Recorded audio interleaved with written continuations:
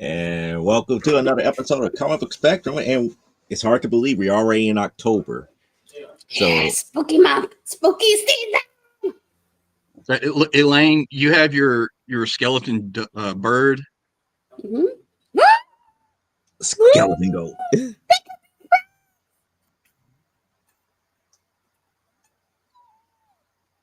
We have to get him. We have to go get him. We need another. See, they having their fun as of right now. So I'm going to put it out. I'm going to put it out there because tonight we got Space Ghost here. So it's like we got through all September doing all of Hanna-Barbera. Do we want to continue on the Hanna-Barbera kick here, or are we going to move on to something else for October? We can do Hanna Barbera. In fact, it's spooky season, so Scooby Doo,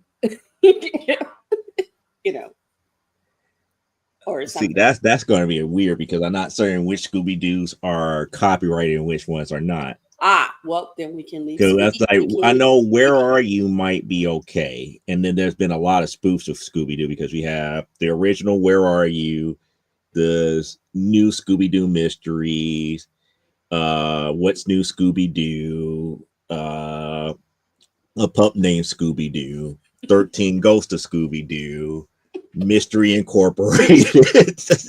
Do I Okay, need to continue okay. on? No. I will close. We closing that door back. Okay, we are now reclose.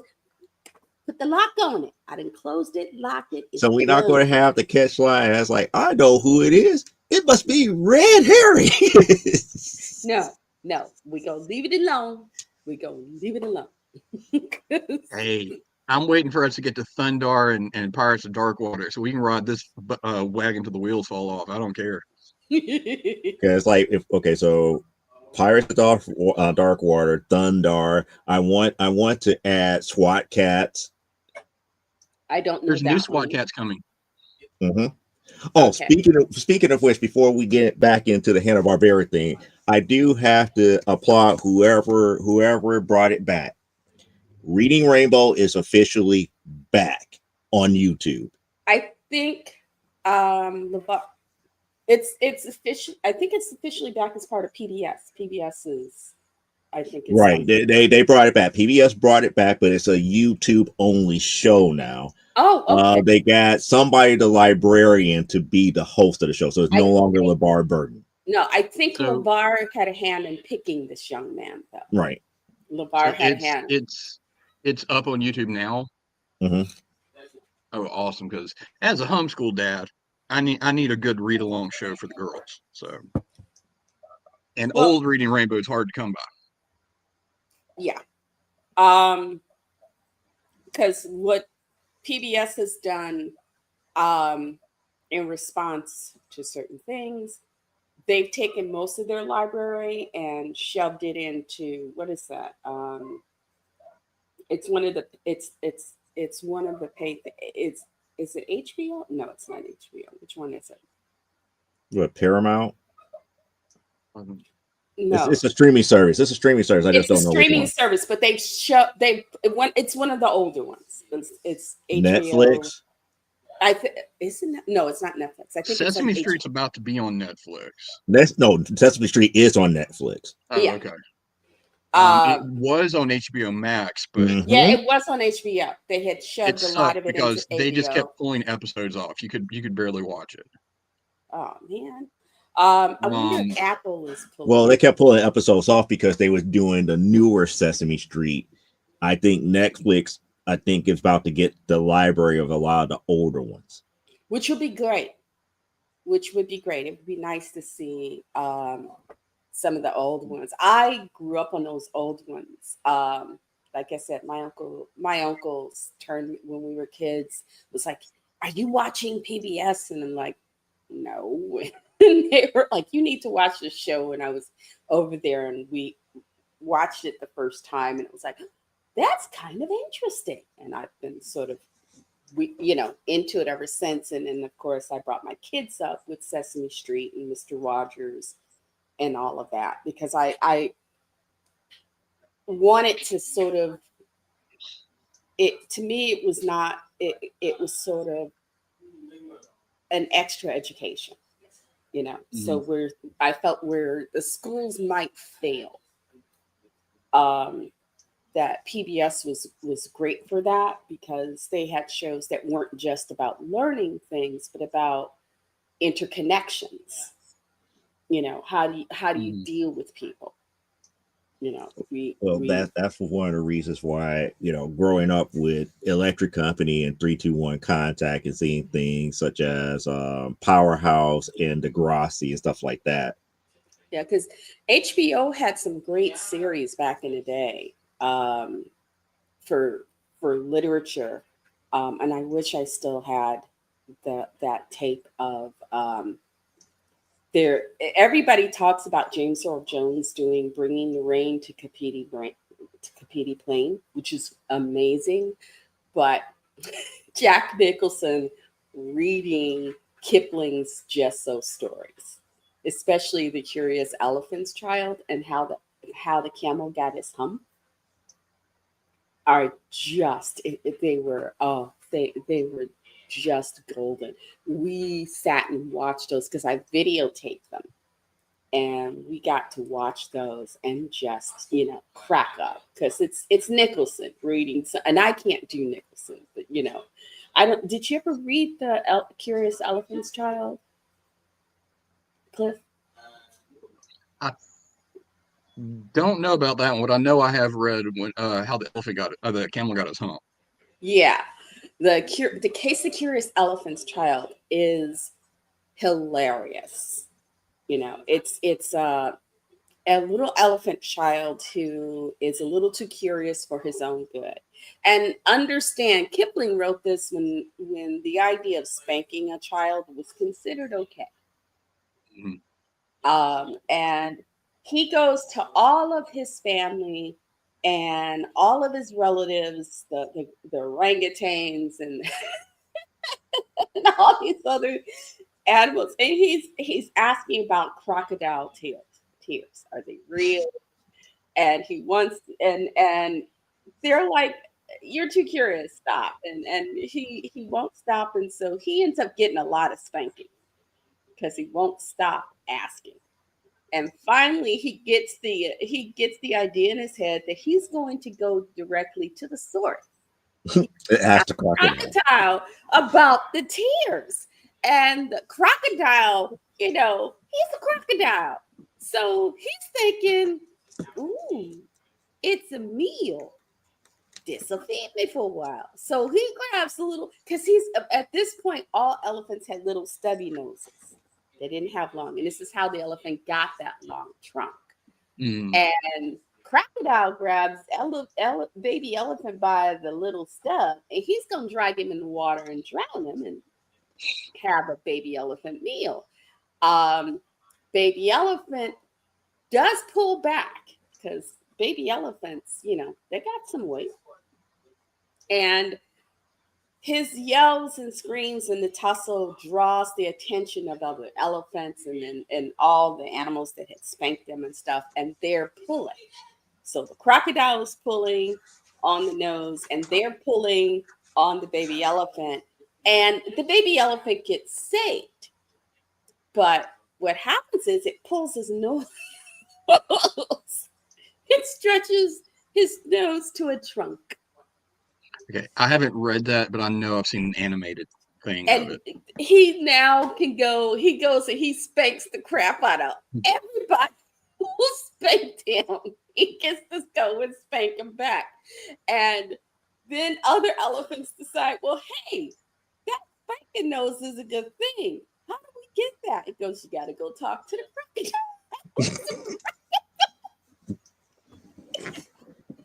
Go to the crocodile trying to get their nose. Here was the story of the first nose job.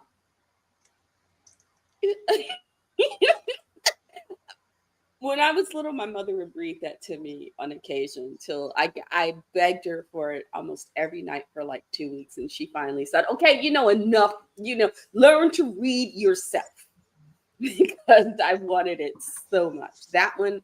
And I am trying to find a little black Sambo. If I find it, I will send you a copy. Because I think your youngest would get a hoot out of Little Black Sambo. I have a copy of Little Black. Yes, that.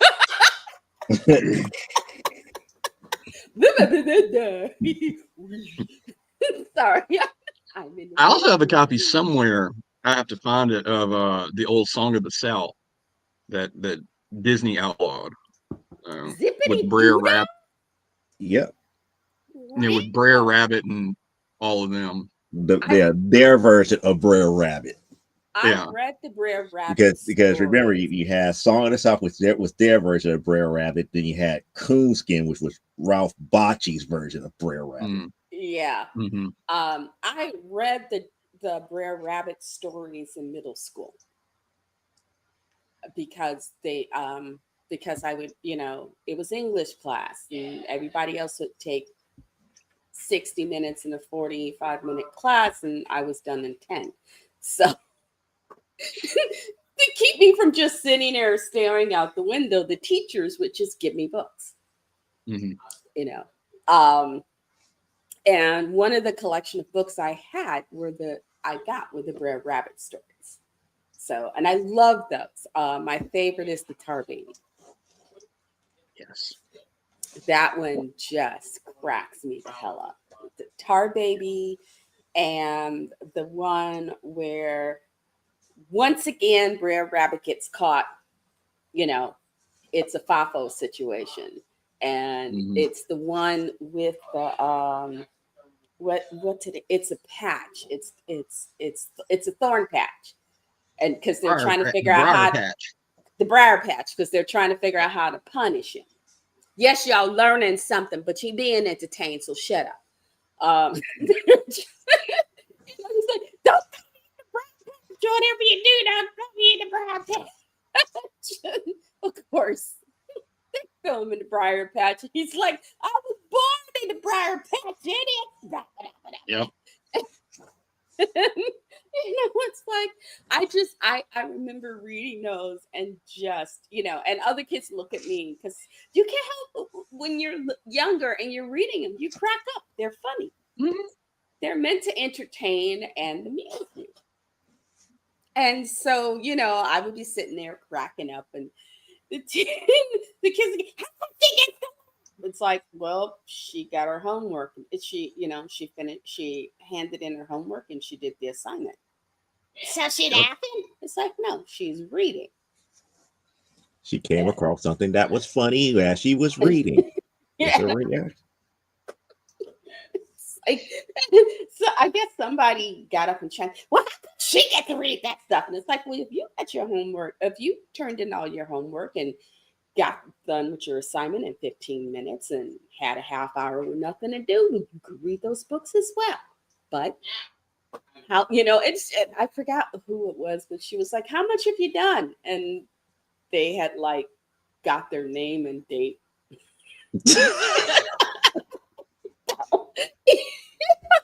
Because this was middle school. So, you not only had to do in sixth grade, you not only had to do your homework, but you had to do it in longhand. You had to do it in cursive.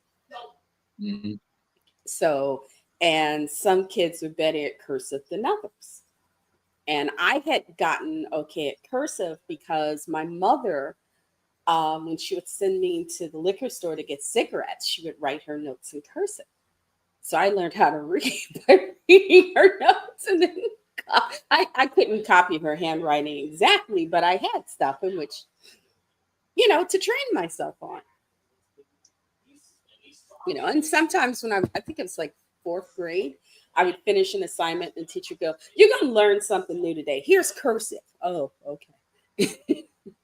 Teachers were always, if I, on the one hand, getting the assignment done quick was kind of fun because I had teachers who would sometimes say, "Girl, pick up a book and sit down and shut up." And I'd be okay. And then other times it was, "No, you got to learn how to do this thing." It's like, I don't want to learn how to do that thing. I'm going to just read the book. We're trying to teach our girls cursive right now because it's a lost art, and it's a trying time in the household. Well, if you ever need help with anything, you can. I mean, if nothing else, art instruction, you know. It's more of a matter of getting them to do than them learning. So, Well, we can. Well, do it how I would trick kids to do it. Again, there's such an art form called calligraphy. mhm. You Oh, start with calligraphy, basic calligraphy. Start with your normal Roman and your old English text, and let them draw those letters and everything, and eventually you get into the more Sanskrit type stuff. And when you get into the Sanskrit eventually gets into the basis of cursive. yeah, but we're talking an 8-year-old. I learned this when I was 5. I There's a We're started big doing different. difference between calligraphy at the age of 5. Okay, I I did didn't. not understand set type and all the other stuff, but I had teachers and stuff that would just be like, here's a couple of stencils. I was like, I don't need it. It's like, what do you mean? And I just started drawing the letters out the way that they wanted them. I didn't the learn calligraphy stencils. till high school. Um, I'm on Dollar Tree. Amazon now looking for stencils. Thank you. Okay, Dollar Tree has calligraphy pens. Hmm. Dollar Tree sells calligraphy pens. They take standard ink. They are good. Mm. Um, I actually have a set of calligraphy nibs, and I have Uh, so um, I can, Joe, if I can get those to you, you can get those to him. Probably so. Yeah, I have a set I can give you. awesome. So I mean I can, there are things I can put together. I think I might even be able to, because I have dip pens. Mm. I I have one fountain pen, but it's not refillable. But I have dip pens. The Dollar Tree ones are refillable. Oh, okay. Um and they're they're cheap. I think it's $1.50 for them now. Oh, okay. Um but they will take standard ink. And I watched a woman, um, and I'll send you the link to her video if you want, um, where she, because there are ladies. In fact, I will get you a list. There are people on um, YouTube who are fountain pen fanatics. They buy the fountain pens that cost hundreds of dollars and stuff, and they do like bullet journaling and all sorts of fancy Oh, things with them. But they talk about maintenance of your pens, they talk about good inks, good pens, and they also do stuff. One thing your girls might like is bullet journaling. And there are some really amazing girls out there and a few guys doing some beautiful bullet journal layouts. Okay. we try to do journaling where I like give them like quotes of the day and stuff, and like, hey, write about this. And he would think I set him on fire. So, well, Well, like I'm saying, what we can do is try to find, because part of it is you trying to figure out a way to teach it that the girls will go, ooh. So we might mhm. be able to find some people who are doing amazing videos. Um, that might prove helpful, like bullet journaling. The girls, Yeah. because also partly because dad says it, that Mhm. automatically makes it dull. Yeah. So, Yeah. but watching some of the girls I do and set up their journal for the month Hmm. and how they do the initial page outlet and then do the things like, because it's a whole thing. Bullet journal, oh my goodness, it's a whole thing. But luckily, you can get the journals for not a lot of money. if you know where to find them, and Okay. I'll help you. But yeah, if you let Auntie Moo take the art instruction and some of the English lit, I can maybe We'll help. talk. You know, We'll figure it out. I'd be more than happy to help because, like I said, I think there are some really neat books out there that your girls would like. Um, Especially your youngest. I just keep thinking about all the great books I read and considering, and if you can find older versions of the classic fairy tales, Mm-hmm. that might help. Though, if you can find, it was on it. They had the complete New York, original New York cast version of Into the Woods. I Oh, saw okay. it because it was PBS aired it. PBS was that was my education. That was college for me. Um, but it's based on the older version of Grimm's fairy tales. Mm. Okay. Yeah. And Right now, the favorite book for the 8-year-old is any of the Amelia Bedelia books. okay. Yeah, because she goes, Amelia Bedelia is really dumb. I was like, yep. Well, we can maybe find something where we can bring some of the classics in. Mm-hmm. You know, maybe one week it's like, hey, here's something that'll make you the has she ever read Chicken Little? I want to say yes, but I No. may have her confused with her sister. So much of what's going on. Last week, I don't know if you heard about the rapture that didn't happen. I missed it. Oh, you missed it. You even missed I my didn't get. post. Was like, yo, Christians, y'all been raptured yet? You know, you I'm didn't like, wave at no, me on your way up. she won't leave that alone because I sat back and I ended up coming across a post and they posted that this guy is like one of the most intelligent men in the world. And he calculated it down to the hour and everything. And I was like, yeah, that's Is not this how the none of dude this that did works. the whole thing astrologically and had it and said his son was also prophesying and whatnot, and he had all the planets had lined up, and oh my goodness, that man! I just wish I was in the room with him and the sledgehammer. It's like I need to readjust your brain waves because you need it, but I keep thinking these are all people who never read Chicken Little.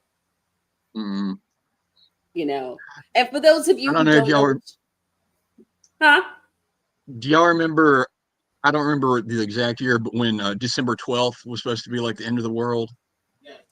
Oh, Oh, you 2012. talking about the Mayan calendar scare. That was 2012. But before 2012, there was 2011 when that Kalis dude did it, and that was the last time he did it. This old dude, he had a radio show. Mm, And he was Case, that's it. He was always predicting the end of the world. And finally, 2011, he did this whole thing on YouTube because somebody had introduced him to YouTube and made a fool mm. of himself. And then it was like, I'm gonna just go back to radio. And then he quit doing the radio, and a couple of months later, he was dead. So stuff happens. But Yeah. Go ahead. before 2012, there was 2011. Before 2011, there was Y2K.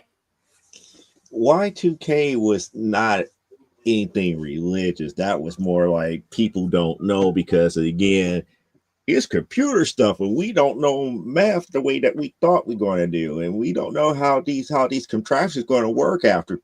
But it was that same level of idiocy. There was an early version of YouTube show called The Hill, Mm-hmm. and this one couple, they quit calling them. It was when we started putting names together. They started calling them Spidey. That was their names together, and they made millions doing this show. They gave away $10 million because they were convinced, was it 2012, they were convinced 2012 was real. Mm. And I'm like, Sweetie, if John Cusack did the movie, it ain't likely to happen. Okay, just like it's like Left Behind. Kirk Cameron did the movie. It ain't gonna happen the way you think. Um, and I actually, because I have people from a church I used to belong to that we connected and stuff, and we've made our agreement that you don't get in my face about stuff, and so long as y'all not doing anything really stupid, I'm not gonna bother you. But you missed my great thing, because one of the things back when I was evangelical, and we were studying the New Testament, and it was the thing of a group called the Bereans. So when the apostles came to where the Bereans were, the Bereans didn't take them at their word. They went back and grabbed their own scriptures and read them and said, "Oh, okay, what you say tracks." And because of that, the Bereans were called righteous. They were referred to as righteous in the New Testament because they didn't just take it at face value. They went back and looked. When they would talk about something, it's like, we got these copies. We'll look it up. If what you're saying don't track, we might stone you and throw your Bibles outside to rot. But because they didn't just believe upon hearing, they researched it. It was considered a good thing. And several of my Christian friends and I were giggling about this, and it's like, it's interesting. We now have whole generations of people who are so heavenly minded. They're of no earthly good. Oh, she went there on them. She went there. My wife. This will be my last week. Okay, don't kill Joe and Cliff. I just let him know, and I won't be back next week. My wife's grandfather was really big into the Y2K thing. He was like prepping, and he had his money pulled out of the bank, and he was preparing. Oh my goodness. He'd passed away from a heart attack December 27th, 1999. Oh, I'm so sorry. He did not get to see how it turned out. Oh. Did her grandmother? So he did not get to watch. He did not get to watch the CNN broadcast where they had this 8-year-old kid call it in. Is it okay for me to use my Nintendo now? I would never forget that. That happened New Year's Day of 2000. We watched. Charles stayed up. John fell asleep. Charles stayed up, and we watched, because the first thing they showed on TV was, and you probably remember it, Joe. The first thing they showed was Australia, and there was that dance troupe that did that amazing dance down the side of the Sydney Opera House. And we were like, yeah, okay. We enjoyed it. Because he had worried, because people at school and folks get stupid and talk, and we discussed it and whatnot. But we sat and watched, because they started with Australia and I think a couple of other countries with it. But Australia I think you can find the video on YouTube. But Australia it was a dance troupe, and using bungee cords, they did this dance down the side of the Sydney Opera House. And it was just amazing. It was so cool. And I think one of the Australian commentators like, yeah, we had this planned out, just in case we didn't all die. It's like, we had it all ready for you. It's like, but I admit I was rather cruel this week. But I watched a lot of the videos. People were selling their houses, getting rid of their cars. One lady was putting out a video telling people, now stack your Bibles on your table and everything. Leave them a note with specific scriptures so they know what to do. So, even though not get raptured, they'll know how to. And I was just thinking, really? That the how-to guide to the rapture. Mm-hmm. Okay. I'm trying not to react to this It was because people over don't TikTok. understand. It was all My over father TikTok. was a preacher. My sister is a pastor. So I'm hearing what everybody say. I just try not to react to the foolishness at all. I was raised a Lutheran, living right across the street from a Catholic cathedral. Okay.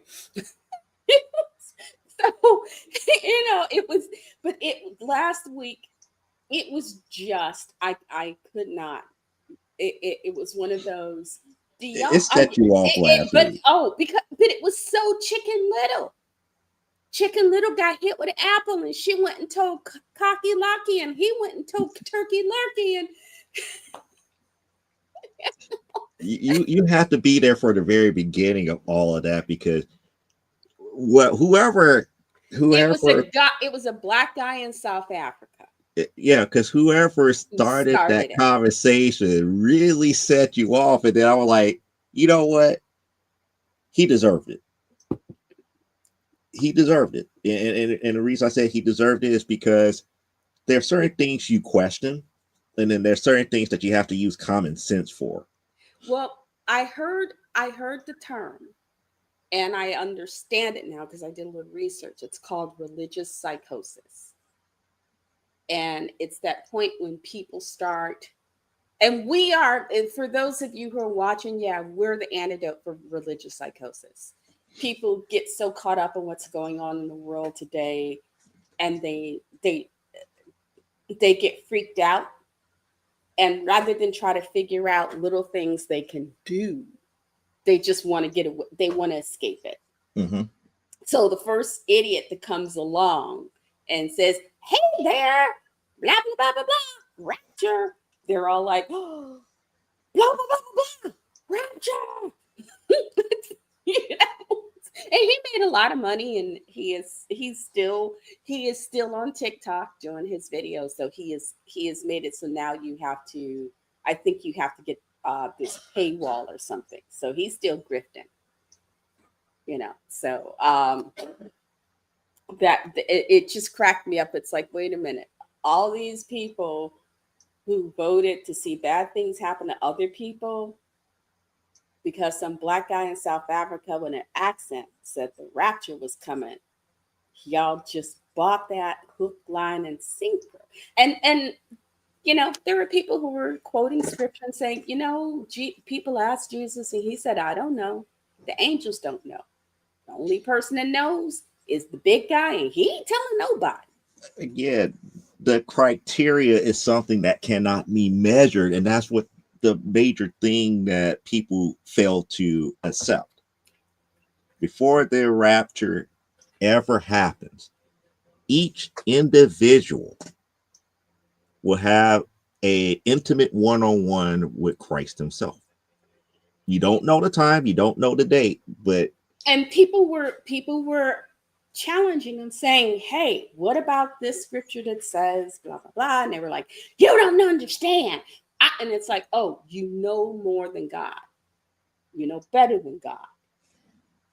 that would have been red flag. Walk away. Yeah, Walk because away. it's like, it's that, as I've told a few fundamentalists and evangelicals I know, it's like the minute you think you can force God's hand, then whatever God you think you're praying to isn't the God you think it is. Because the God I was raised under, you cannot force God's hand. You cannot make God do what you want. And if you're trying to bring on something that's a worldwide event, yeah, right. Especially, and I did not know this until I did some research. America is like the one country that has a belief in the rapture, and the people in other countries that do it's because evangelicals have went there for missionary work. Mm-hmm. And the rapture didn't. nobody started preaching the rapture until around the 1800s. So it's like, okay, so this is, because I, as a child, you would hear people talk about it and everything, and it's like, and it's like, well, where does that come from? And then you get older and you start looking, and that's part of my fault. I start looking into things because that's crazy. Um, and of course, you start learning, oh, okay, so this crazy person over here decided that even though this is what that book says, he doesn't agree with that, and so he knows better.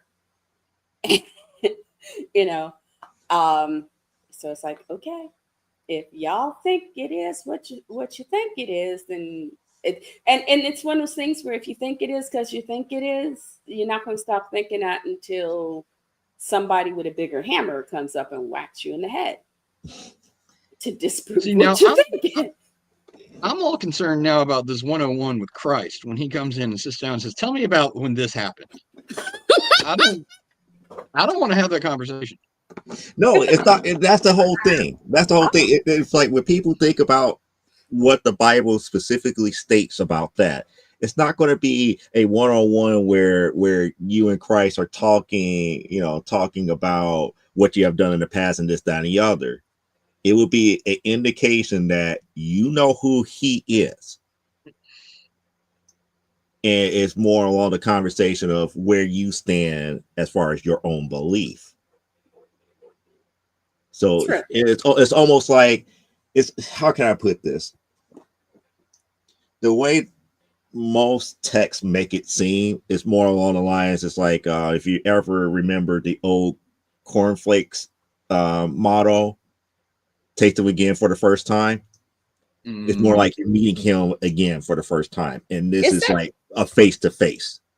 Is that Kellogg's? Yes, that was Kellogg's. Yeah. Okay. I was trying to figure out which. It's like not Kellogg's. That was Kellogg's. That's That was right. Kellogg's. So pretty much, you beyond a shadow of doubt know and came into the knowledge of who he is firsthand. At that point, after that meeting, your decision becomes permanent, whether you believe or you don't believe. And that's what I said. It's like nobody knows the day or time, because all those meetings across how many people on earth and how many new people are getting born each and every day. And, we're not going to consider the people that die. We're going to consider the people that are getting born each and every day. Yeah. You don't really know. We don't know. And then you don't know when people truly made up their mind either. Yes. Like I said, all these people that say, "Oh, we have calculated all this stuff," it's like, you can't calculate that. You don't. If you've been told by the book you say is the authority, nobody knows, then you can't suddenly know, because then what you've just done, if you can say, "Oh, I know the exact date and time," then everything in that book becomes a lie. Just like everybody who said that we're in the end times, it's like you don't know what that end times is. We get an idea what we have an idea, but the thing is every few hundred years or so, some country, some region goes through turmoil. Things get changed. We've seen it since the early days of Samaria, Rome. Empires rise up. Things get back, things start out good, but then you get people who decide they know better than anybody else, and then someone else gets up and they want power, even though maybe they're not in line to get it, but they want it. They want power, riches, whatever, or they just want to be the throne behind the throne, the power behind the throne. Some of them want the throne, others want the power behind the throne. And so things that may have been started out in good faith crumble to dust, and they become ancient history. We've seen this play out. Civilizations rise up, civilizations fall. Whether it's a specific monarchy, whether it's a specific nation, there are cycles. They go through them. And each time people think, oh, this is the end of the world. The world is ending. It's like, no, you're just in part of that cycle where you live in has reached a point where you've gotten, those who don't want to rule fairly have outnumbered the ones who do, and and everybody thinks they know better, and somebody gets up and says, well, I just know how to play the system, and the next thing you know, the system crashes because nobody's really tending it. It's just being, it's just being messed with. But enough about history, because I want to talk about Alien Earth. Well, we still got to do our feature, we still got to do our feature for today, which is our feature for today, Space Ghost. Now, if anybody can solve this, my boy Space Ghost can, because he got muscles. Yep, he got muscles and everything. He got muscles. But to put a cap on the other thing here, and this is, I'm going to say this. You don't have to believe it or not. Bible also states about the whole thing about the Antichrist, and since we have not have a Highlander version of who is the ultimate Antichrist, because there's supposed to be multiple Antichrists out there, but until we get there's only one, we're nowhere near the anti. Sorry, hate to say that. And until it would be interesting to see though. Xi Jinping, Putin, the Mango Mussolini. Now, see them on the mountaintop. All those people are, I could honestly say, does not exhibit the criteria that is specified, but we leaving it at that. So on that note, since Joe brought it up real quick, I just found out recently they're remaking Highlander. I just want to say, go sit on it and spin to whoever thought that was a good idea. Henry Cavill is in it, and he's not playing Duncan MacLeod. He's playing. Wait. Who is whatchamacallit playing? Henry Cavill is playing, not Henry Cavill. From WWE, Drew McIntyre. Who's Drew McIntyre playing? Huh? He's playing a cousin or something. But isn't Batista in it too? He might be. Yeah, I think he might be. But I remember seeing that, the whole thing about Henry Cavill and Drew McIntyre is supposed to be related in this movie.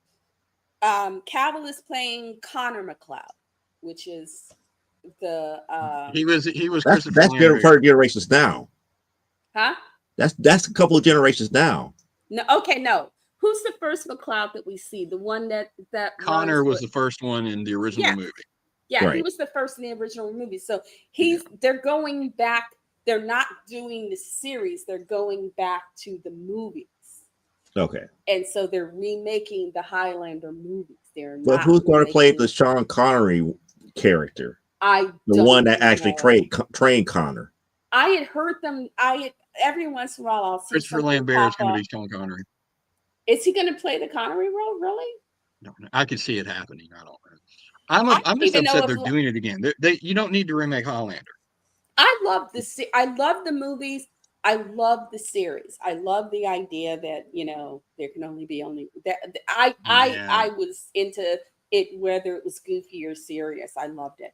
You just don't understand. You turn on the Highlander the series, you get a big old plate of cheese, and you were set to go. Here we are, born to be kings. Freddie Mercury kicks in, and it's on. Yes, that whole. And it makes sense. Yes, it makes sense because forever? It's like, who wants to live forever? Now love is dead. And that's the whole thing. It was all these people who fought really didn't want to live forever. It was more along the lines of this was their birthright. They were all fighting for a birthright.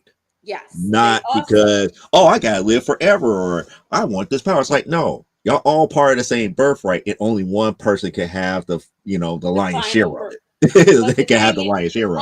Also, you didn't just, because people are like, well, they'll take the quickening. It's like, well, the quickening isn't just, you get the quickening. The quickening wasn't just that life force. It was also everything that they had learned and all the others who had come before them. So you were gaining knowledge. It And don't wasn't. forget, they were all aliens. They were also all aliens. They weren't from this planet. Mm-hmm. And I will say, I know people think it's goofy, and it is, but Michael Ironside is an evil Highlander. Just It worked. It It worked. It just made. worked. Oh, I saw that I didn't see the first in the theater, but I went in the theater and saw that because I was hot for Michael Ironside. But I love that. We watched the series when Nessa died. My heart shattered. I loved her. I loved her in that series. I thought um and I started losing kind of faith with them after that because it kind of they got more formulaic a bit after that, a chick of the week or whatnot about it. And that kind of made me sad. Richie dying also. I think I quit watching regularly after Richie. And I know I understand the situation, why it happened, blah blah blah, but it's still it broke my heart. But I had loved that series. Um, every once in a while I'll catch it somewhere and it's like, yeah, let me just get some popcorn and you just he he's on Facebook. He's posting. Mm. Adrian Paul. He's on. I follow him on Facebook. He posts, and he's been. They just had a reunion, and in connection with the movie that's coming out, the Highlander series crew just had a reunion, and he posted pics and stuff from it. And the young boy, the guy who played Richie, he's dead. He died Oh. about 10 years ago, and he was Stan Kirsch. He was teaching. He was teaching acting. Mm. So, but yeah, he's gone, and that hurt Adrian a lot when Mm-hmm. he died because he posted a memorial for him and everything. But yeah, I'm an old I'm an old Highlander fan. My hope, and there are places that do make them, is to get. I want my Duncan katana, and I want Richie saber. Mm. But the one place that makes them is the only other people Noble Collection. I got to get them from Noble because Noble's also the only other group outside of Weta that is licensed to do like Hobbit, the Lord of the Rings weaponry. Mm. But yeah, I would like to get Connor and Duncan's katanas, and then Richie saber. Mm. You know, and I didn't watch the spinoff series, but I think I watched maybe 2 or 3 episodes and just kind of went, no. I didn't I just wasn't feeling the spinoff. The chick that was the thief, Mm. Highlander Raven, I think is what they called it or something like that. She she played well off of Duncan's character, but her by herself, it was too much. She and Adrian Paul had really good chemistry, and there was a playfulness to them that came across on camera. There's a respect and a playfulness and stuff that you got from them. You can tell when actors really click. Mm. But yeah, her on her own, I just wasn't feeling it. And I actually had someone go, "Oh, you just don't like it because it's a female." It's like, no, it's not because she's a female immortal. It's just the series just doesn't sing. The whole thing about that series and a found family and this man who that sense of hope, because there were immortals who, like Duncan, had crafted. You're constantly going through these ages where you're watching the people you love die, and every heartbreak So to find someone new and be willing to love, to open your heart to love again, because we had seen through the flashback scenes he had past loves. He had been married a couple of times, so he had people. And yet Duncan's heart never just shut down. There were Hmm. immortals that he ran into whose heart said pretty much, it's like, I don't want to be bothered. I'm only even Darius, who I, as a character, I really loved the character of Darius, and I was upset when he died. Um, Even Darius, in his own way, had decided that he kind of didn't want to be immediately involved anymore. I'm gonna go up and live in this monastery and walk away from the world. It was like, okay, I'm not gonna kill myself, but I'm not gonna get out there and deal with the world either. Duncan, at least, Duncan was someone who kept moving forward. He wasn't just stuck. He kept, and I it was I think that was something that all of us loved about Duncan. Um, it'll be interesting to see what people start picking back up when we come out of this villains are the true heroes phase that we're in now. You know, but then I could just be just a little too. It's No, it's just I that could the be a little whole so. thought about what you just said as like that's a mixed bag, and I still feel the way that I feel about that particular topic. Sometimes people make too much of the villain's plight or their backstory. It's good to have it, but there is some things that is just straight out good. Then there's some things that are straight out evil. No matter what spin you put on it, no matter what justification that you put on it, it's still going to come out to be evil because there's always another choice that can be made. And But that which is maybe that's just me as a writer. no, it's one of the things I've always loved about anime and manga, especially the more classic anime and manga. Because there were characters that had character arcs and kind of, oh, I believe this, and now but now that I see this, I'm going to make a change and go this way instead of that way. But I think it's why I love Fullmetal Alchemist Brotherhood so much. When you get to the end of it, and he's facing up against the power that he's tried to take into himself and take control of, and he's like, and he changes his story, because he wants to swallow God and make and take God's power and knowledge and the power and knowledge of the world for himself. And at first he was, and then when he's faced with the consequences of his actions, the homunculus is like, well, I just wanted this world's knowledge. It's like, you want to get the world's knowledge, go sit down and read a book. You don't you don't destroy whole countries. You don't wreck lives so that you can gain the world's knowledge. Um, but it was when faced with the consequences, because it used to be, especially in the older classic animes, it was always at the point in which the hero has, I mean, the villain has to face the consequences of their actions. It's like, no, but I was just trying to do this.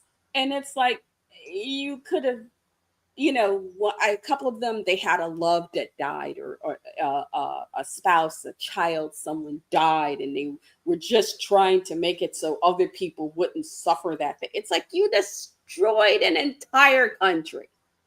I look You at it know, this way. You want to go classic? Let's talk about Fist of the North Star, the very end of the U.S. release of Fist of the North Star. I don't think I ever saw. How Raul did not kill Kenshiro at the end. You remember the reason why why Raul did not kill Kenshiro? Ooh, no, I'm losing. I'm old. Okay, I can't remember everything. You remember the little girl that eventually called out to Ken and eventually got her voice back? Yes. Hmm. She told Raul to stop. and Raul was able to hear her, not just physically hear her, but was able to hear her on the metaphysical plane. And he stopped and he looked at her. It's like, Kenshiro needs to thank you because I'm not going to kill him because of you. I hear the voice of hope in you. And at that point, he decided to change his ways. I was like, yeah, he's not going to suffer consequences for his actions, but he's on a path of repentance only because of what he heard from her when she told him to stop. I think it's not just what he heard, but when he heard it. It was at the point at which he could either take that final step from which he could never return, you know, or it was at that point where it was like, okay, you make another step, you are never coming back from it. And then it was like, I choose to look at it like he was at that point where his soul knew that if he kept going that direction, there was no redemption. He was not coming out of it. If that was And the it case, took a why did he said once he recovers, come and have him to come and seek me out? because maybe he realized that there should be some consequences for his action. You know, Yeah, no, see, it's I watch the Japanese anime. Raul was a murderer. He deserved to die. So I'm sorry. and And like I said, no, he literally beat Kenshiro in that final match but then before she did what she did. he says when he gets better, tell him to come seek me. So it wasn't like, because he'd already won in regards to that fight. So it was like, okay, I need to face judgment. I'm going to go away from this. And when he's better, come bring your judgment. Well, that's the thing. He has already been judged because you have to remember his training, Kenshiro's training. There was a reason why I forgot what the name of the master was, made Kenshiro fist. Even though Rao was technically stronger, the master said, "No, you're not ready." And he never understood why he was ready because there was no one like Rao. And like Cliff said, Rao was a straight up murderer. Yeah. He was a conqueror. He was a conqueror through and through. He could have led this world to a new Yeah. era. But at a critical point when he could have killed him, this one voice reached him in a way that no other voice did. And See, I'm still sometimes in our stories, it takes that one voice that when no other voice reaches you for whatever reason, that one touches your soul and it's like, dang, okay, I need to just step the heck back, you know, see, and I'm reconsider. also But real salty because that's not every villain's arc. That mm-mm. is not every villain's arc. And in anime, especially, that's not every villain's arc. There are a lot of villains that, like I said, Full Metal Alchemist Brotherhood. Um, you know, there are a lot of animes, classic animes, where that was not the case, where the villain got their comeuppance. It was like, That's oh that's yeah, that's the you reason. That's the reason caused why all I've this never pain liked. and misery. You're not getting out of this. You were, there. But the thing is, especially around the 80s and 90s, a lot of anime series, when it was time for the villains come up, it was always the story about, how this was, even though they did all of this was what they were trying to do. And so you, the audience member, was sitting there going, yeah, and then you got caught up in your power and all of this insanity, and you caused all this. So, what's that old saying? The road to hell. Mm-hmm. And there are a lot of classic animes where that played out, where somebody started with what would have been considered a good, somebody was dying, they were trying to find a way to save them, or they suffered something and they were trying to make sure no one else had to suffer that. or whatever. They lost something they were trying to regain. Um, in and of themselves, these are not necessarily bad things, but then you start making choices and you start taking that easier road, you know, and it's like, I can't do this unless I have power. I got to get more power. I got to get more power. I got to get more power. I got to get more power. When you're focused on that and you're not thinking about what that's costing other people around you, you're just focused on that, you know. And then you get your comeuppance, and it's like, and it's always that excuse. Oh, I was only, and it's like, nope, sorry. What you set out to do and what you did are like this on the scale. This is on this side of that, and this is on that, and that's where you went. And it's FAFO, baby, FAFO. But that's the thing that I can honestly say about anime. Sometimes the villain does not truly get their comeuppance. They don't. Sometimes they don't. Sometimes they end up being changed in ways that they did not expect. You know, I'm a big Helsing fan, and I love Team 4-Star's Helsing Ultimate Abridged. No, do not let your child watch that, Cliff. If I find out you do, I will show up at your door in the middle of the night and tear your house apart. All right, I need for you to have a timeout here, Elaine, because he was about to say something about the Japanese version of Fist of the North Star. Oh, yeah. I'm still salty about the movie because they cut out the best character in the entire series. That's the fourth Fist brother, Toki, Okay. who was Rao's biological brother, who was actually, he was going to be the successor until he got sick. And he's the best character on the show. And he wasn't in the movie, and that really ticked me off. Okay. But yeah, but the whole thing about Rao and Kenshiro is that once the master made Kenshiro, said Kenshiro is going to be the next one, once he disappeared, everybody else took the title, was trying to call themselves their fist, when they really wasn't. The only person that was only capable of being fist would have been Rao. And that was the whole thing, because like Rao was in the running, and Rao went through the actual training himself, just in case something did happen to Kenshiro. Yeah, and Toki was the only, and they said it, I think they said it in the anime and in the manga, but Toki was the only one who actually perfected or mastered the fist. But he never chose violence. He wanted to be a healer. And that also took him out of the running. But man, no, actually, that made him more in the running, because the master saw that he was humble enough to truly wield it.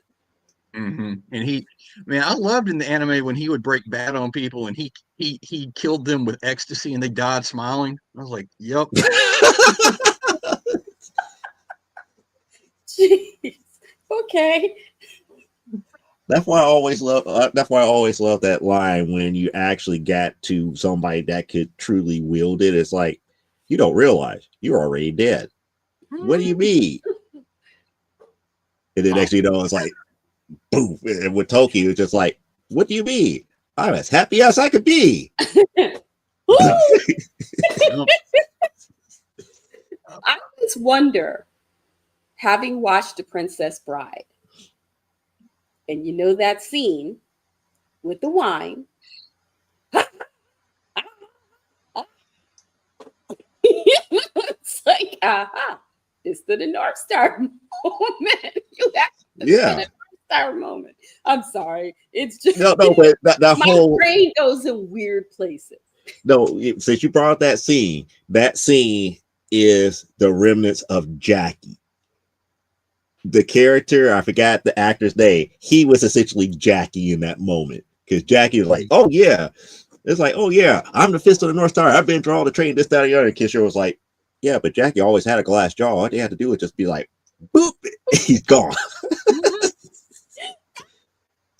It's like, but Now, haha, I was like, you cannot outsmart me in smarts because I know that this, that, and the other, blah, blah, blah, blah. So if you, it's like, so you will put the poison closer to you. So I'm not going to select that one. But then again, I'm going to counter your counter. It's like, and then the lady at the very end is like, so death is on the line. the lady asked her, it's like, how did you know that he was going to select it? It's like, I didn't. I just poisoned both of them. that's right. It's like, And the but last thing I'm going to say about I became immune to it. I was like, yeah. the last thing I'm going to say about Fist of the North Star before this gets turned into a whole anime episode. One of the best and worst Father's Day presents I've gotten in a long, long time. My oldest gave me volume 1 of the English translation of Fist of the North Star. And it's in this beautiful hardback painted cover, lovely. I'm like, oh, this is so awesome. But because of the way my brain is wired, I have the first volume. I have to get all of them now. Oh, and they're no. $27 a piece. And there's like 30 of them.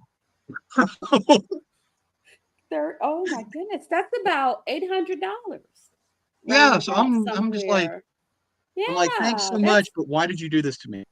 Yeah, that's it. Yeah, that's a bit over. That's almost $900 plus shipping, handling, and tax. Yeah. Ooh. Stop.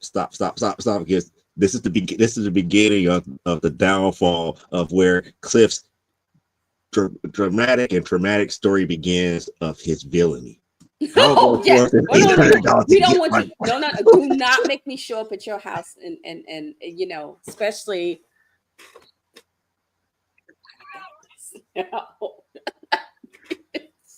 You're gonna read about Mississippi man who started organ farming to pay for his manga addiction. You'll know who it is. I got weapons. Hold on. Shoots. Nope. Come on. Yes, here we go. Don't make me come for you. Come for you.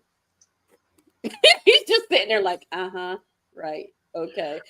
I could just see it. We get ready to fight. And I'm like, hold on, I gotta unscrew this. Wait, I'll be done in a minute.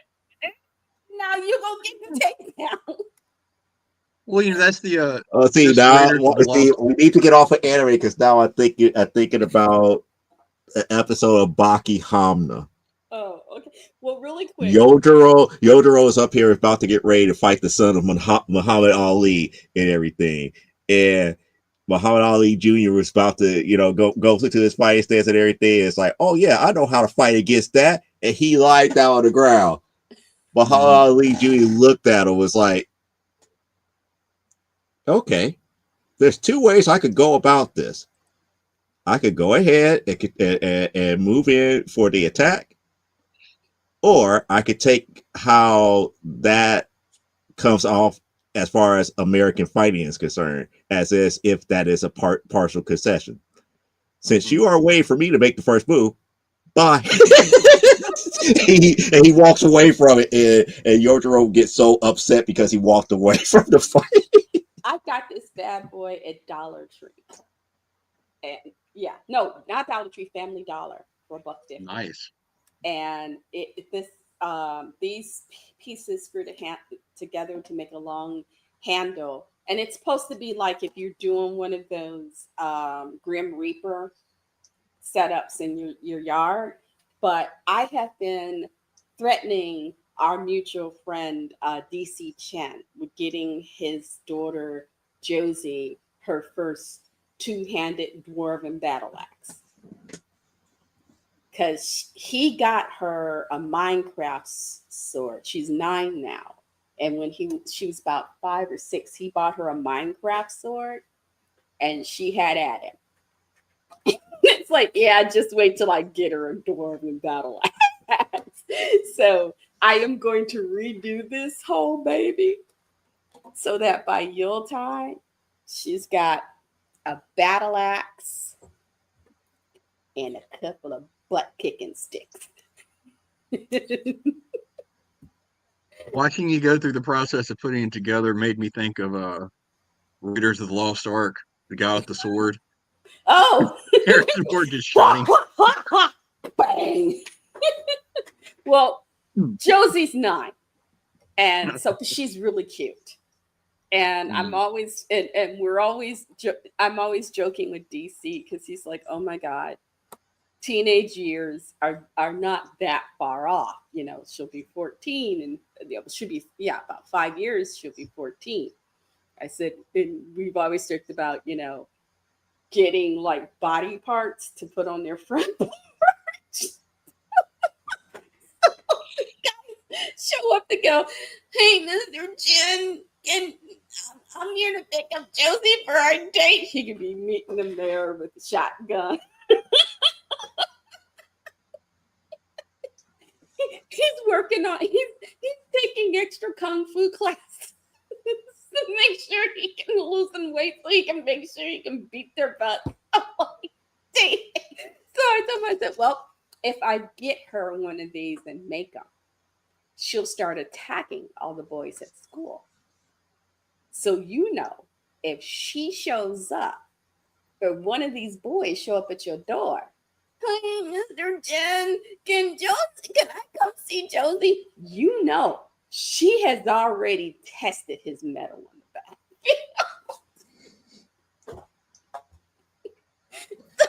See, I'm trying not to think because the only thing I'm thinking right now is like, you know what? I better not have kids because now you're putting me in the mindset of Al Bundy each and every time a guy came to try to take Kelly out. Oh, well, I mean, we're talking Kelly here. No, but you know what Al Bundy did each and every time that happened here. I It's like, actually hey, did. it's like, hey, how you doing? This, that, the other. Can I have a moment with you?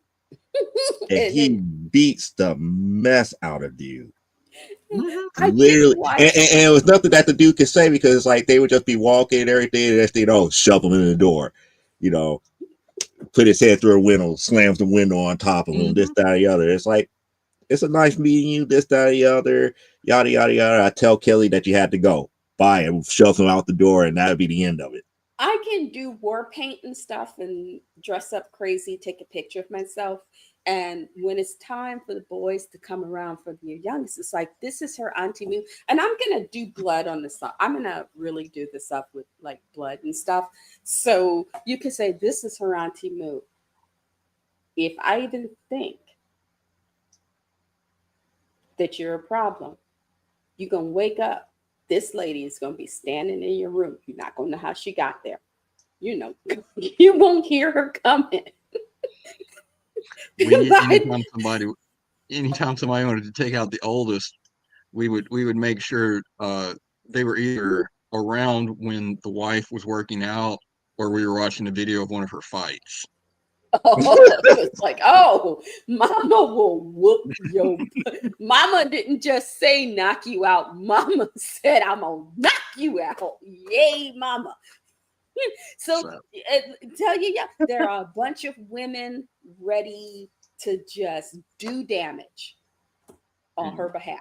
And we got 45 minutes left and we have not watched this thing. Let's watch the thing and then I can recommend, because it's in keeping with comic books, Marvel Zombies.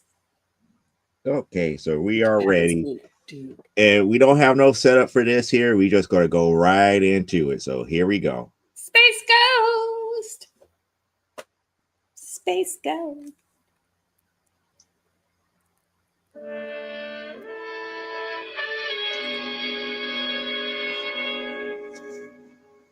far out beyond the known limits of the inhabitable universe comes an incredible-looking object, hurtling at unbelievable speed toward the galaxy's manned outposts. Unknown to any of the galaxy's tireless defenders, even the mighty Space Ghost himself, this innocent-looking saucer is the first probe of the outer defenses by Rogue Corps, unseen and ruthless ruler of the galaxies. Even now, while the innocent billions of space citizens are asleep, this weird craft heads for an unsuspecting galactic outpost.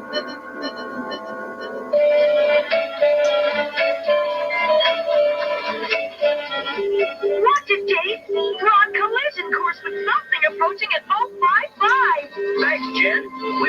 of the way, fast! Did you see what I saw? A flying saucer. Yeah, and I thought they were obsolete. So did Flip. We better look into this, Jan. Space Ghost will want a report.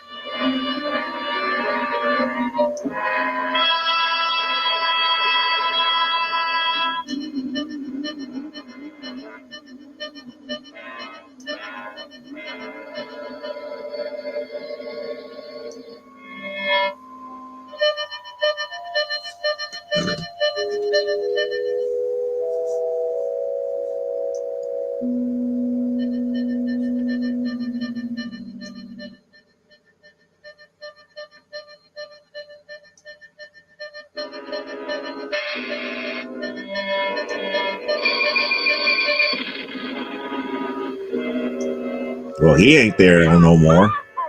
Dang. Whatever it is, it Oh, destroyed the it was come to answer the door.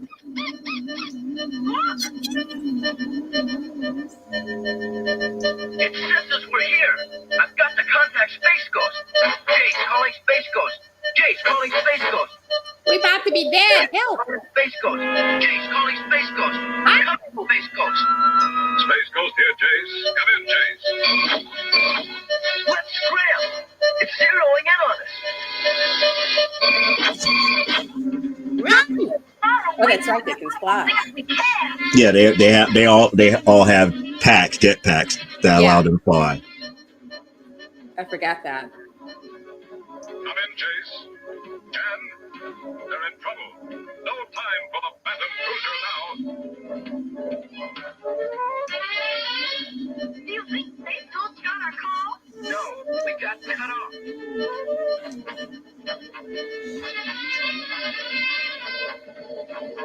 Uh-oh. Uh-oh. Eyeball antenna time. Wait, if he can get there faster flying than with the ship, what the hell really happened? Why does he have this ship?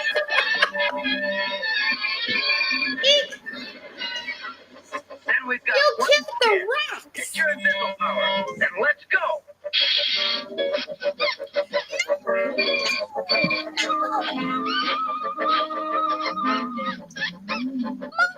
Flip's trapped, Dave.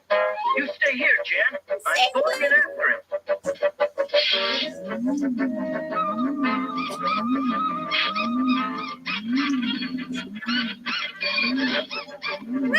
Use your power back. Turn it on and jet out of there. What's the matter with you, Flip? Why don't you turn on your power pack? It's broken, idiot. Nope, because it's working. It's like he was telling him my tail was stuck. I couldn't do nothing. I was sitting and done if I turned it on. You mean back to wherever it came from? Don't worry, Jan. It hasn't got us yet. Look out behind! Ooh, Right there, whatever you that's are. my man. That's my man. He stopped the saucer with his locking ray. Look, Space Ghost is down.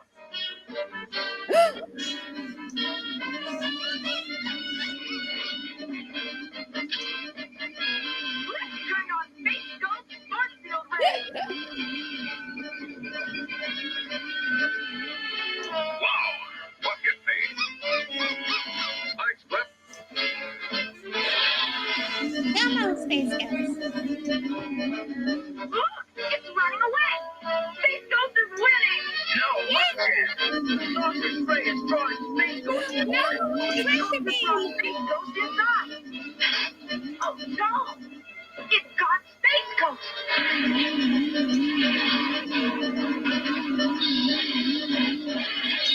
Uh-oh. He's back out. Good work, Space Ghost. I've got to destroy that thing before whoever sent it has a chance to get it back. It's getting away. Time for my laser beam.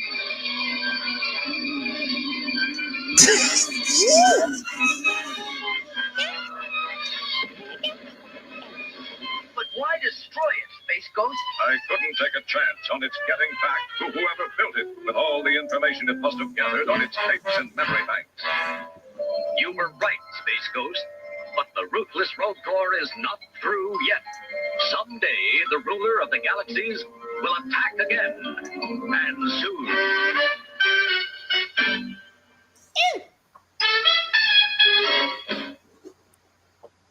Space Ghost. And there we have it. That was Space Ghost. Space Ghost. That was a man. That was Well, him. again, that to me was the, if I could say, one of the more pinnacles of cartoon watching back in the day. Mm-hmm. Even though now, since I'm watching it, I'm up here, it's like, man, it's like Space Ghost got away with a lot of stuff here, even though we don't know what his true, it's like his true 100% power with those bands on, Mm-hmm. with his power bands on. We don't know how much he could actually do. But I kind of wish Clyde was here, because Clyde has been reading the actual updated version of the comics, and they actually changed the mythos a little bit to Jan, Jace, Blip, and Space Ghost. We have to see if we can get Clyde to do a guest shot.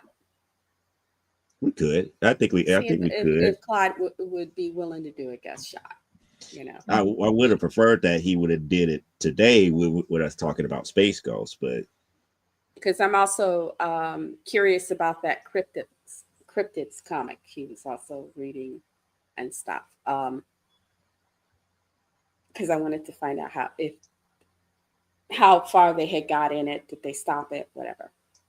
But anyway, really quick. It's your turn to talk about I just real quick want to say Marvel zombies, huh? What? Okay. I just real quick want to say the Space Ghost costume, such a cool design. Yeah, that is kind of a I always wonder who came up with it, because when you're trying to work out what your character is going to look like, you're doing different iterations, and then who, and especially with something like that, because it's like, okay, who gets to make the final word on that's it? Who gets to do the final that's it? But yeah, that they did have some really iconic looks for the Hanna-Barbera ones. Now I'm no one to really say anything about costumes, because I think the Alan Scott Green Lantern costume is the best Green Lantern costume, and that's just a hot mess right there. I'll admit it. Okay, I was like, is that the guy that Nathan Fillion played in the last movie? No, that was Guy Gardner. Okay. Alan Scott was the original Green Lantern from the 1940s with the red and the green and the purple costume. Oh, the one that his true weakness was wood. So Alan Scott was defenseless against somebody with a Louisville Slugger. Oh, and the lore that's behind why it was that way is even more messed up than the fact that he was weak to it. Mm-hmm. It was the way for the people who gave him the power, the Guardians, to make certain that the people who they entrust with their power rings, to not abuse it.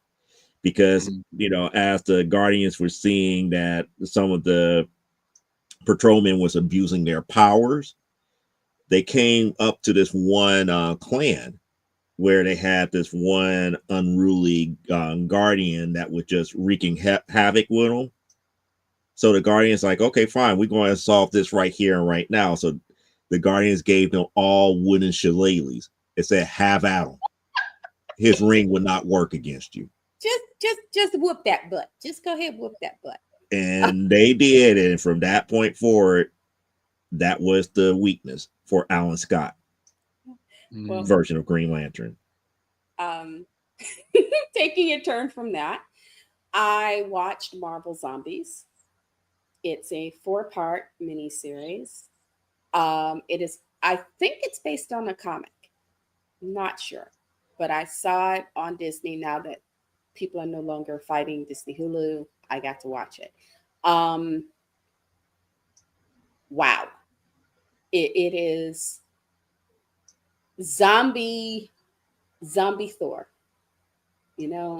Zombie Thor. I'm not going to say much more than Zombie Thor throwing down against um, Hulk powered Infinity Hulk. Zombie Thor, Infinity Hulk. Wow. Um, it's the the story is based on there is a zombie invasion of the earth caused by zombie Thanos. And um, Kamala Khan, Riri, and I forgot who the other girl was, are trying to get to this place because they have got this transmitter that if they can get it to the right place, they can transmit to the Nova Corps because Earth has been overrun by zombies, and that includes zombie Captain America, only half the man he was in life, will still whoop your butt. And you don't know whether to laugh or cry because he's zombie Captain America and he ain't got his bottom half. Yeah. But um, it is brilliantly done. There are parts that will make you laugh. There are parts. Oh, Yelena is also in it. Black Widow's younger sister. That her family is in it. It's interesting to see the Marvel heroes who have become zombies. Zombie Okoye. That's just oh god. I would not want to run into Zombie Okoye because you might as well just, stick a fork in your butt and start eating your people. That's just ooh. Um, zombie uh Zombie Red Witch. Wow. Um, it was very well handled. It is very much a show to watch for this time of year because the gore, dang. I'm like the fact that Disney let them make this. Like I don't know who Feige had to smack upside the head, but the gory kills um, is just amazing, and the ending I was not prepared for, but I don't know if there's going to be another part to it, if they're going to do more or not. But it was one of those, the ending just left me sitting there going, dang. And I loved it. I did. I loved it. I was so down for it. Something else that I've been sort of down for, but I'm a little disappointed was the final episode of season 1 of Alien Earth. There will be a season 2. They're talking about the possibility of a season 3, which does disturb me a bit considering those of us who have been watching the series of movies since the first one. It's like, okay, y'all are going, we know how it has to end, but they've ended this season with more questions than answers. You didn't really get much in the way of answers. And for whatever little answer you did get, it just raised more questions. And I will have to seriously think about whether or not I'm going to watch season 2. Even though I love me some Timothy Oliphant and he's going to be in it with the eyebrows. I'm sorry, Mrs. Oliphant. If you mad at him and you don't want him no more, send him to my house. Timothy, baby, I got a queen size bed. That's all I need to say. I created. Sorry. But Right on. like I said, it every time it answered the question, it raised several more. And my knowing that Wayland Yutani is not supposed to have the creature. Even by the time of Aliens, they don't have the creature. They don't have the xenomorph. So making it look like there's a chance Wayland Yutani may be able to come to this island and get one of these creatures, it's like, okay, so how is this going to end out? The hybrid children have taken over the asylum, so to speak. Um, but Wayland Yutani is on its way, and we had a alien creature show that these hybrid children can be killed, or deeply damaged, and they have their own little psychosis. It'll, the power. I'm not looking forward to the power dynamic between these two girls. The one that was the favorite, and the one that decided she wanted to be the favorite, and then had to realize, oh, I was never the favorite. He just played me. Um, the Kid Genius Cavalier has not yet met his comeuppance. He's kind of been spanked a little, but it's like, there's a lot of questions. It's like, okay, who's going to get killed by the actual xenomorph?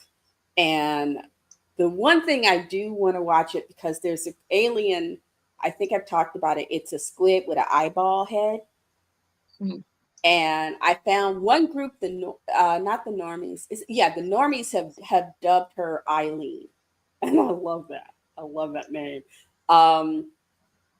Eileen she pulls out one of your eyeballs and then takes its place, and her tendrils get into your brain. And so whatever you know, she knows. And she can manage your body until your body is no longer manageable, and then she leaves your body in search of a fresh body, and she feeds off what your body has to offer her, and then she goes off and gets another body. She got a dead body that she reanimated. And then we didn't see her. We saw her get the body to sit up. So we don't, and this guy has the guy that she reanimated has 6 PhDs. So, and the whole reason Cavalier was interested in her, because he thinks that Eileen can give him that conversation with somebody smarter than himself. The only problem is, in trying to create beings smarter than himself, he's only made more he's made more problems than he's solved. And we find a little bit about his backstory and realize there is nothing about this kid that and what I was saying earlier about an anime character, the villain, when he comes up upon to his comeuppance, gives you this, well, this was what this kid has no redeeming values. Lots of brain, no heart. And Timothy Oliphant's character at one point tells him, considering your extreme case of ADHD, you should be taking your medicine, because the thing about ADHD is it's hard to focus. It's hard to stay focused on any one thing. So your focus jumps. And this kid, and I had been watching it going, is he on the spectrum, or does he have some extreme ADHD? And it's like, oh, yep, I called it. He's up there in some sort of neurodivergence. But he's not a nice person. And I keep hoping he hasn't met his end yet. And I keep hoping he will meet his end in a way that's really bad. The guy that tricked the kid to getting a poor man murdered, he hasn't met his end yet either. I keep hoping. There are people, it's like, I'm sitting there going, please let him die. Let him die horribly. Let him die in the dark, horribly, in pain, with no one to help him. And I don't know if that's going to happen. And there are so many questions that they have ended the series up. And it's not that you want to end the series to go, this is the end of the story, because I get it, they wanted to leave kind of an open door so that they can get their next season.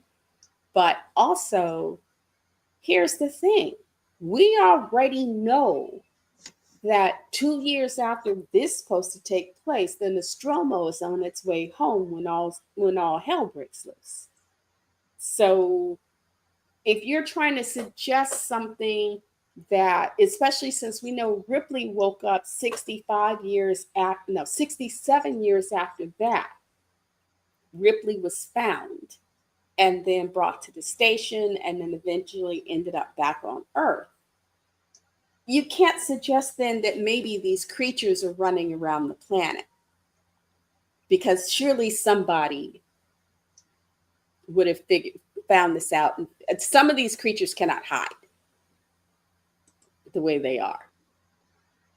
So yeah, it's a lot more questions than answers, folks. I don't know. I might watch episode 1 of season 2. If I do, I'll let you know. I might just walk away from it and not bother. But yeah, so that's what I've been doing for the last couple of weeks. Other than, just home stuff and being here. I'm done. All right. Now I'm waiting to watch Alien Earth because my oldest's girlfriend is watching it right now, and I don't want to mess up where she's at in the series. Okay. So I'm watch it and see how that is. But after 7 episodes, those first 7 episodes, they are killer. They are good. They are killer. It's just that last episode leaves so many questions that it's like it's like the old cliffhangers. Tune in tomorrow. Same bat time. Same bat channel. So it kind of has that to me. And I will say, I am 64. I done seen a lot of stuff. So my approach to it is probably going to be different than say your approach to it or your daughter's friend's approach to it. So I will say this is my opinion of it. You may watch it, and I'm looking at the camera right now, but you may watch it and feel very different. Not everybody felt the same about Wednesday as I did. And I love me some Wednesday and can't wait till the next season comes up. And the way they shoot this series as if they were shooting a film. It is beautifully shot. It is wonderfully rendered. It is even when you realize it's a guy in a suit, it looks good. So you enjoy it.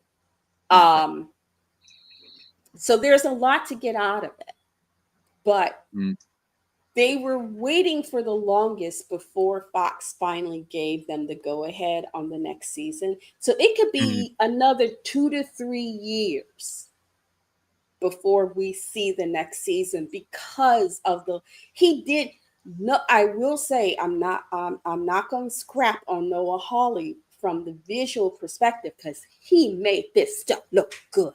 He really, really did. It is beautiful. It is beautifully shot.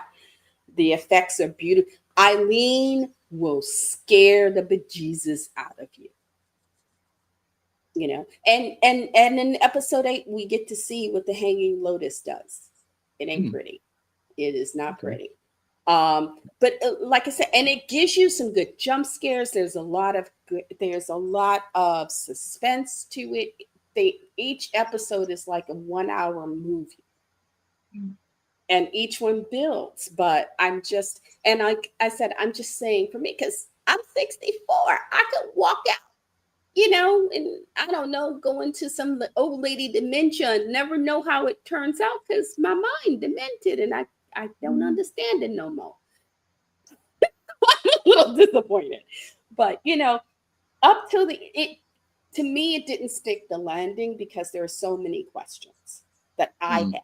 And that's also because I'm not just looking at if you hadn't seen the movies and you're just watching this series for itself, and I had to put myself in the mind of that type of viewer, it does work. You would like a few more answers, but it's like, ooh, can't wait till that next season.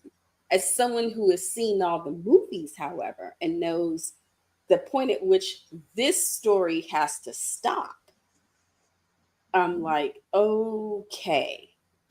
You're trying to extend it out in a way that doesn't make sense according to what we already know as canon. So Hmm. that is, I guess, if I have any problem with it, it's kind of like that. It's like, Holly, there's stuff that's canon, and this isn't Strange New Worlds. Make up stuff as you go. Yeah, it's really not. And I don't think Holly gets, for women especially, the Alien series is important because Ripley wasn't the final girl. This, the fact that at the time it was made, we had a female heroine who had to face the monster and outthink it, outplay it, outmaneuver. And she wasn't a 12-year-old. Ripley is a grown woman. For women, Ripley is important because she was a grown ass woman having to fight the monster. She's not some 17-year-old. She is a grown ass woman. And for those of us who are women, that matters.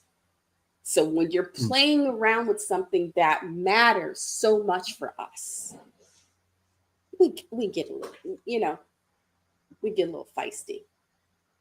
So part of me is like, yeah, Holly, you actually did a beautiful looking series, and there were some scares, and I never watched it in the dark. I watched it by myself, but never in the dark,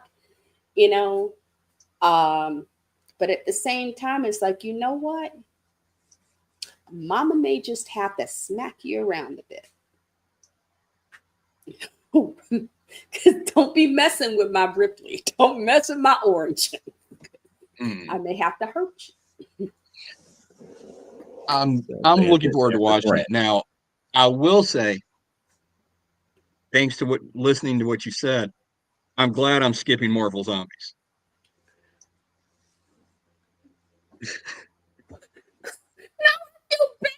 It's good. No, you don't understand. I read the original Marvel Zombies, and it was the wackiest, best thing I've read in years. And this is the wackiest, best, bloody, and glorious. It didn't have no Infinity Hulk or any of that nonsense in it. Oh, I don't need to see that. I need to see Bruce Banner get turned back in Bruce Banner because he's full and he's not the Hulk anymore, and a leg bust out of his chest because he's Bruce Banner, not the Hulk anymore. He can't hold all of it. And then at the end of it, they eat Galactus. That's all I need. I don't need all this other mess. So, I was gonna figure out how we can share the ones together so we can watch it again together. I'm perfectly happy sitting over here with my original copy, and then I'm going to read The Long Halloween like I do every Halloween, and I'll be good. Thank you. Oh, you and I should put our list together so we can compare what spooky stuff we're going to watch for the next month. Sounds good. I forgot to reach out to you and ask you, did you want to put a list together of spooky viewing or whatnot? We have they have the soundtrack for Wednesday season 2 is out. I understand. Courtney, it's on Spotify, right? Mm-hmm. It's on Spotify, and I found it on YouTube, and it is now in my collection. We watched the first episode of season 2 of Wednesday yesterday. Ooh! Yes. I'll give it a chance. Please. I'm happy Steve Buscemi's in it. Oh, Steve Buscemi, the guy that played Uncle Fester in the movies, is in it. And of course, Mr. Arnett is back. Iverson is back as the new Fester. And he, I will say, Guzman has definitely excelled in making Gomez his own. Artis has excelled in making Fester his own. I have been watching The Addams Family since Carolyn Monroe was Morticia. And so I'm a little tetchy about Morticia. But that being said, Catherine Zeta-Jones is making this Morticia her own. You know, I have, just like I've learned with the movies, to say, okay. So you say that she's better than what you would call it? No. Houston.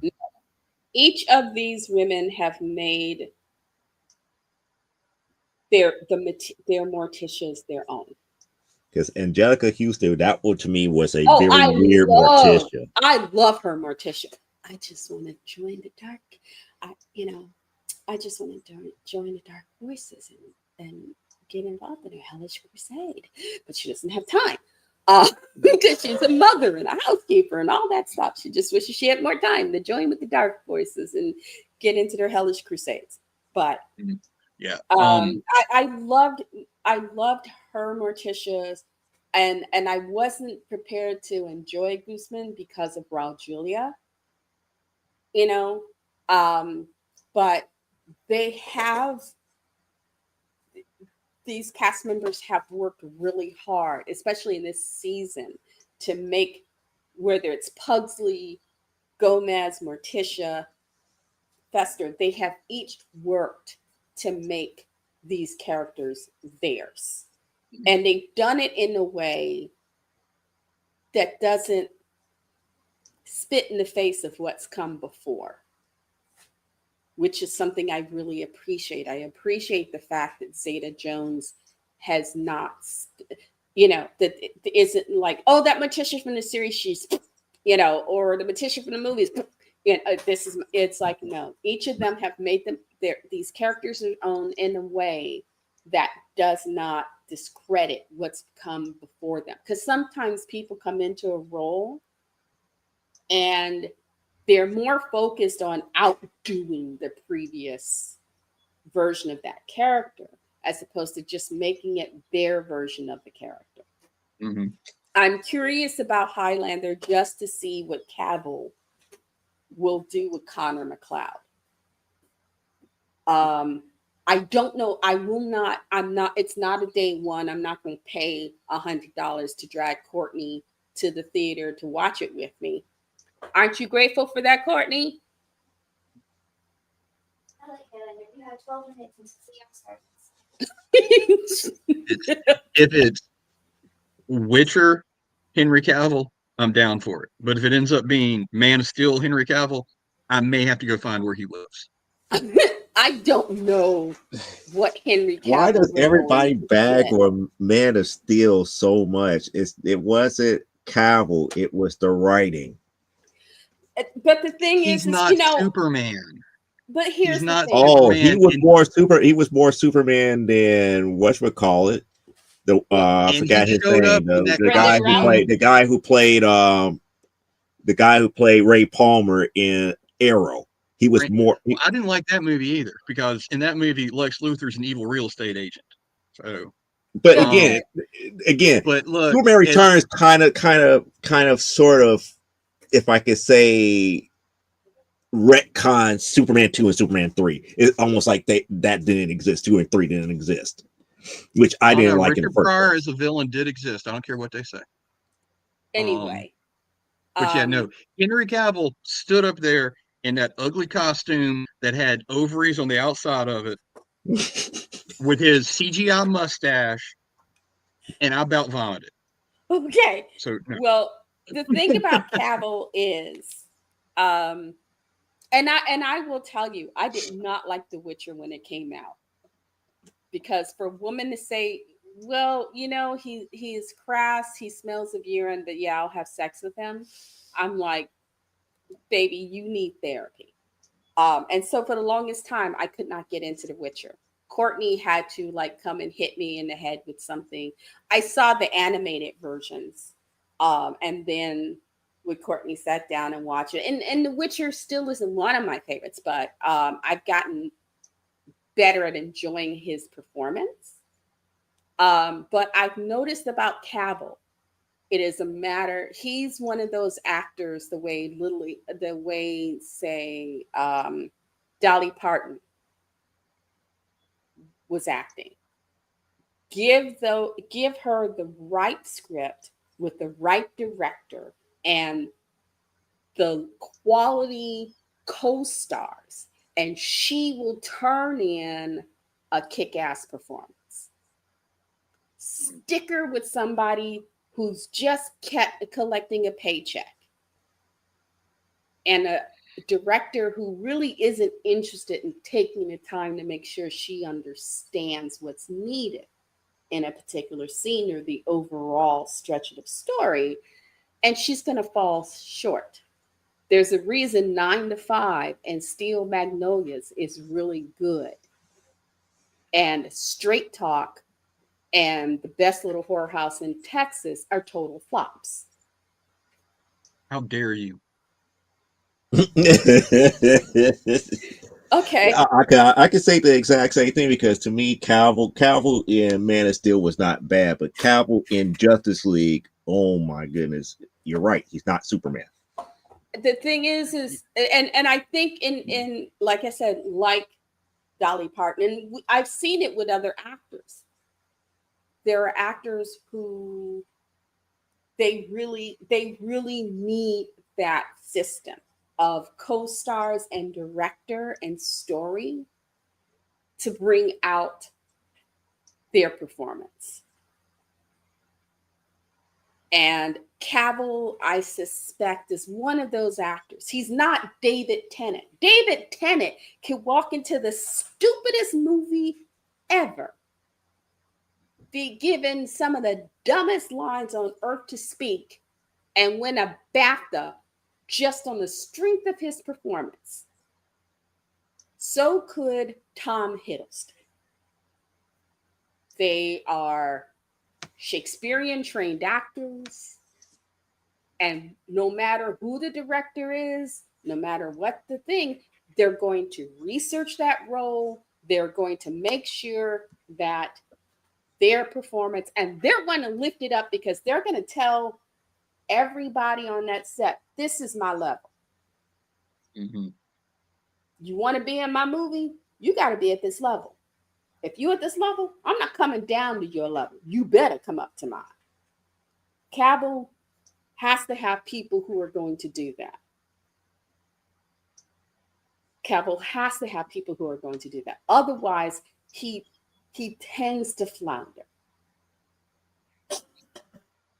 And I liked him in The Witcher because I've came from The Witcher from the video games, okay. and then I discovered the novels, and Cavill fits the idea I have in my head from the novels of how Geralt is supposed to be.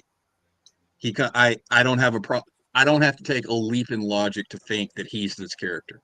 Anytime he's Superman, I have to take too big of a leap to think he's Superman. So, and that's also part of the problem with that is I kind of agree with that in Justice League. Part of that problem is because I have been a Superman fan since George Reeves. Brooke and Reeves falling out of windows. When they were running, when George Reeves did that shot on I Love Lucy, I was like, yeah, that's Superman. So you love the line that he said, right? Yes, you mean you married to her, and they call me Superman. But the thing is it's like there are big shoes to fill with the character Superman. And you have Reeves. And for the time in which he was doing that, we needed Reeves Superman. And then you will believe a man can fly. We needed that Superman. And Christopher Reeve was astounding. And he's a little like Cavill, because I've seen Christopher Reeve do stuff outside of Superman, and was like, baby, this was not a good choice. And then I've seen him do stuff where it was like, oh, this was definitely a good choice. He's very much that sort of, it's a matter of who he had working with him. And those are big shoes to fill. especially at the point in which especially in regards to Christopher Reeves, whatever you might think of that third Superman, those are big boots to fill. Y'all Especially at talking the about time. third. Y'all don't even acknowledge Superman 4, the worst one out of them all. Okay. Superman Anyway. 4 was the worst one of them all. Superman 3 was actually entertaining. It made sense. It was Now supposed to progress the scene in Superman Superman legend 3, along, but it just didn't hit right. that scene in Superman 3 at the end of it, when the lady got pulled into the computer and turned into a robot, freaked me out when I was little. Sorry. But I'm what not I'm even gonna saying lie. is, whatever people thought of the movies, people loved Christopher Reeve. He was that generation's Superman. And it was like Brandon Routh. I saw his Superman and I wasn't that enthused. I then later saw him in Chuck and realized, okay, he's not that bad. I saw He him was in a better Ray Palmer than he was Superman. Yes. And I realized, okay, with Ralph, just as with Reeves, just as with other actors, it's a matter of who he's working with. And in Superman, you carry that film. You have to carry that film. And I don't think Cavill was ready for that. Who was the one that played him in Smallville? Because technically, that's the person that Tom Welling. Huh? Tom Welling. I love Smallville. Welling was what they was expecting for Man of Steel. And I think Ralph, part of it is I don't think he did enough research. He should have called Welling. You know, I have known other movies where an actor has picked up a role that another actor has played, and they've called that actor and said, hey, I've been picked to play this role that you used to play, blah, blah, blah, blah, blah. I think at least a couple of actors at one point called Sean Connery when I'm pretty sure dude who was Remington Steele called him and said, hey, I got picked. Yeah, Pierce Bronson, I think, called him and said, hey, I've been picked to be James Bond. Didn't do that. Huh? Lazenby did not do that. No. But under the situation in which Lazenby had been hired, I think Connery might have hurt him. Yeah. So that wasn't going to work. But I know a couple of people had called Connery before and said, hey, I've got to do Bond. You know, you got any work? You got any suggestions, words of encouragement? So there have been movies where people have called actors who played, that role before and said, hey, I know in Britain and on Broadway, actors who are going into a role will call the actor, the actor or actress who came before them and said, hey, I'm going to be in this. And I just wondered if you had any tips or ideas or things. I kind of think, and in regards to what happened to Reeves, they couldn't do that. But I think it's, like I said, it's a matter of who's working with you. I've seen it I was in the Marines. So, you get the right commanders, you get the right soldiers with you. You've got a platoon nobody can beat. You get people who, they're just marking time till it's time to get out. Or you got a commander who doesn't really care or is too stupid to figure out exactly what your unit is supposed to be doing. Morale's not there. People aren't putting as, people are they're marking time, but they're not really completing the mission, I want to say. So yeah, I get it. Courtney is here tonight. For those of you critters, tonight Campaign 4 officially begins for Critical Role. Brennan Lee Mulligan is DMing. It's going to be a thing. She's standing here going, I will kick your butt if you don't get the hell off this camera so we can watch it. Okay, 2 real quick things before we go. First, in our household, to avoid fighting for spooky season, we have cauldrons we pull from, and whatever shows up watches, we watch. So I don't know what I'm watching for spooky season yet, but I do know that I just put Krampus versus Bigfoot in here. So hopefully we're gonna pull that. Oh, so you're gonna watch that horrible trailer movie that we saw? Yes.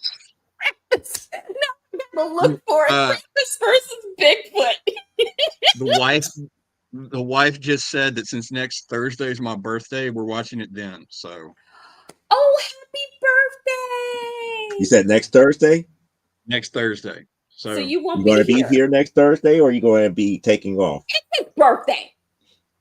He's got a doesn't mean that we can't have a birthday bash for him as well here. I don't know because I'm supposed to have therapy that day, but I think it got moved. So If I'll it let was you know. my birthday and I had a wife and his wife is good looking, y'all would not be able to put me on camera. So And enjoy your birthday. thank you. And also here's my very lovely Fist of the North Star manga that I was talking about. Mm-hmm. It's hardback. It's beautiful. It has the red lines in it that they do sometimes for manga to make them look special. Yes. It is $27, and there is 28 volumes. So 27 more to go. time to start harvesting those organs. Yes. Okay. Well, I have got just a few seconds to go grab my chips, grab my dip, make myself another fizzy winkle, and go catch this Critical Role. So, yeah, it went weird. We went to some places I didn't think we were going to go. And yeah, as always, that's my fault.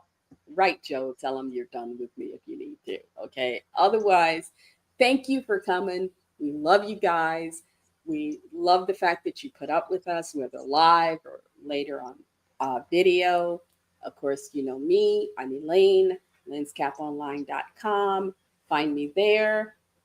Find me, Elaine Haygood. Find me here on YouTube, Elaine Haygood. Find me on Facebook. Don't find me on LinkedIn, though, because I'm supposed to look like I know what I'm doing there. And, you know, what can I say? Anyway, y'all have a good one. Love you to death. Love you guys. You're my heart. Okay. Bye. Hey, I'm still here in Olive Branch. I just love your deadpan when you do that. Where I'm where I feel like I'm professional myself. I'm going to start a Farmers Only. You can find me on it. Till then, thank you. Come again. And for now, it is about that time to tell you that tonight's episode was brought to you by Plasma Fire Graphics. If you need a new cover for your novel, your graphic novel, your comic book, hit up Jeffrey Hayes at Plasma Fire Graphics. And if you don't know why, take a gander at this.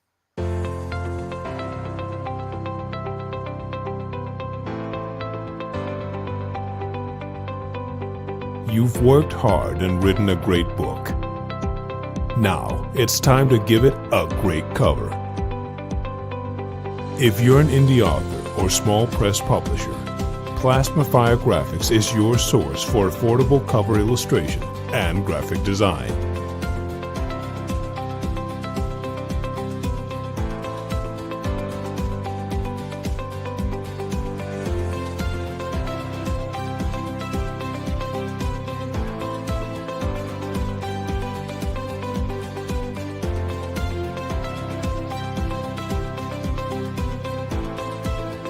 Plasma Fire Graphics, when the look of your book matters to you.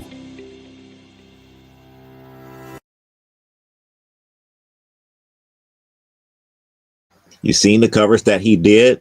Think about what one of those types of covers can do for you. So hit up Jeffrey Hayes at plasmafiregraphics.com or his Facebook group for Plasma Fire Graphics.